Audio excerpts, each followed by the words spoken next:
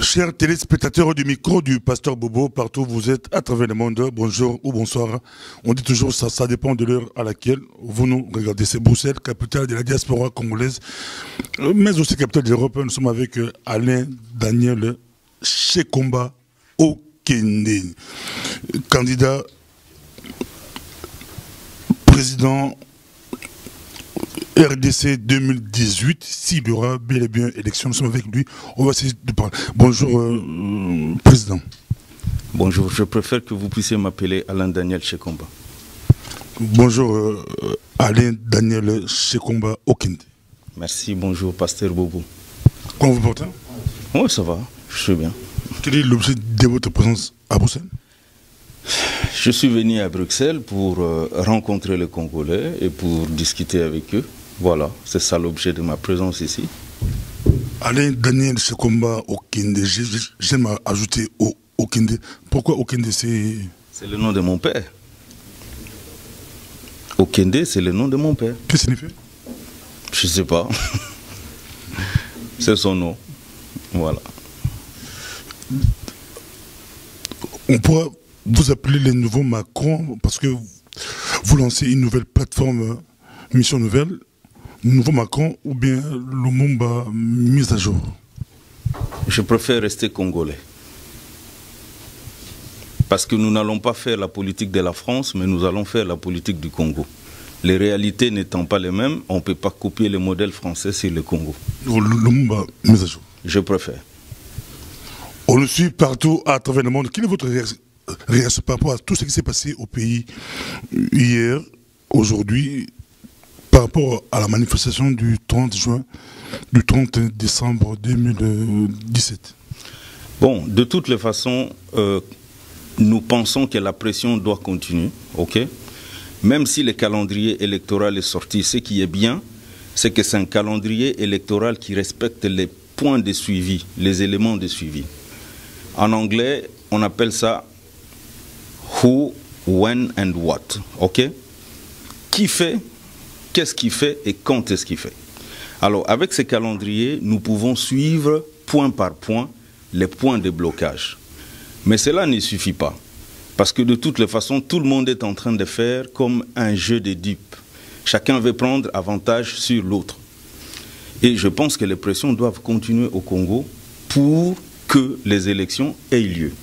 Et je pense aussi qu'en dehors des pressions qui doivent se faire, comme en 2004, nous voulons réellement que la communauté internationale encadre ces calendriers électoraux, comme ils ont fait avec le comité international d'accompagnement de la transition, qui a abouti aux élections de 2006.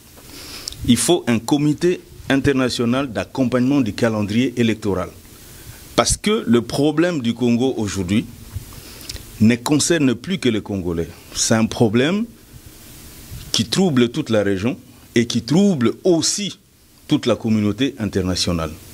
Étant donné que tous ces partenaires mettent de l'argent pour qu'il y ait des élections au Congo, ils doivent aussi mettre en place un comité d'accompagnement pour savoir si réellement on va aller aux élections et l'argent qu'ils mettent est réellement dépensé pour organiser les élections.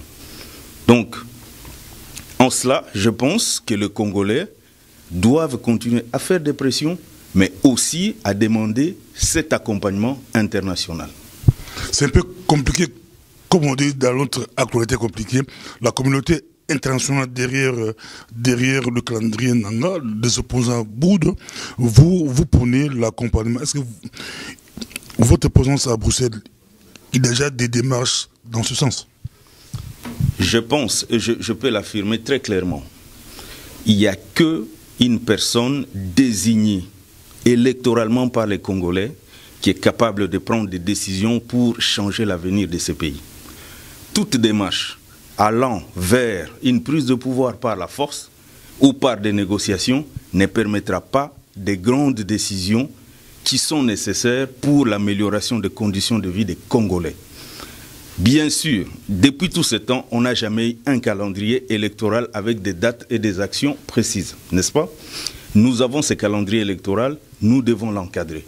Même si c'était un jeu de dupes au départ. Ça veut dire qu'il fallait tromper la vigilance des Congolais, mais nous devons nous approprier de ce calendrier électoral pour que ces élections aient lieu le 23 décembre 2018. Voilà, ça c'est mon point de vue.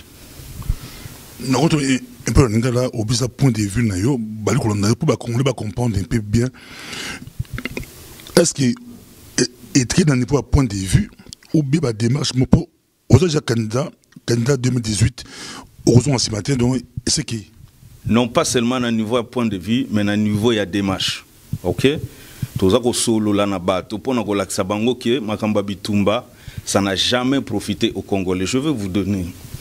On a pris le pouvoir par la force en 1997, 97, mais la conséquence c'était quoi? Il y avait une deuxième guerre qui a conduit au massacre des Congolais et au pillage qu'on n'a jamais connu dans ce pays.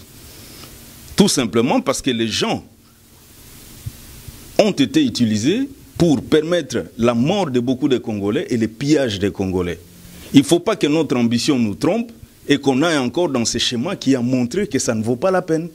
Que les Congolais sont seulement utilisés comme ce qu'on appelle en anglais proxy pour permettre le vol, les massacres et le pillage de leur propre pays.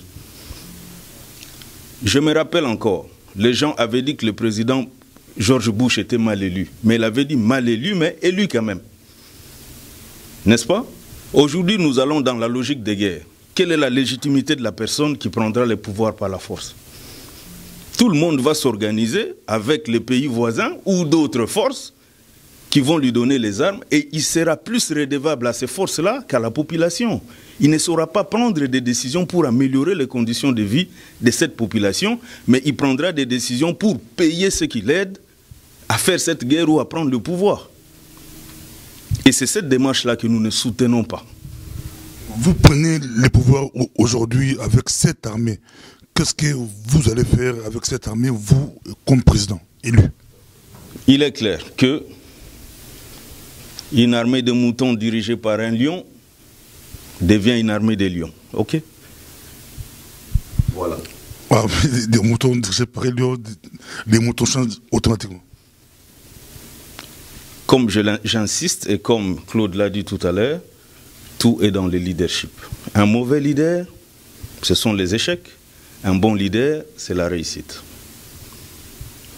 En tout cas, tos yeux à pied levé, mais tos yeux ça traite à ta mouton mo suka, tos yeux ça na Ale Daniel Shekomba Okende, Kombo Tokangayango, Bokangayango pour élection présidentielle 2018 et Kozala, Opesi Mboa à Boyi Penza. Osi pouvoir les lots, osi pouvoir les lots. C'est ce temps, Obanda Wapi, à 5 points Obanda. La première chose à faire au Congo, c'est réconcilier les Congolais, ok? Et on ne peut pas réconcilier les Congolais sans qu'il y ait justice par rapport à ce qui s'est passé au Congo depuis 1996 jusqu'à aujourd'hui. On ne peut pas réconcilier le Congo si les Congolais ne savent pas qui a fait quoi dans le pillage de ses ressources naturelles et dans les tueries de sa population. Il y a des gens qui ont perdu des enfants à l'est du pays et personne ne leur a rendu justice parce que les criminels qui ont fait la guerre sont encore au pouvoir. Donc la première chose, c'est la réconciliation des Congolais avec une justice pour établir les responsabilités de chacun. Merci beaucoup. Merci beaucoup, président Nassi Okende. Bolandi, Boyo Kipenza, il y a le bi, Lyon sera du pouvoir, et Lyon a dirigé à pouvoir, même on a parabole, ça parole, Malbamakasi, Makasi, tout ce qui se. Merci, président. Merci, je vous en prie.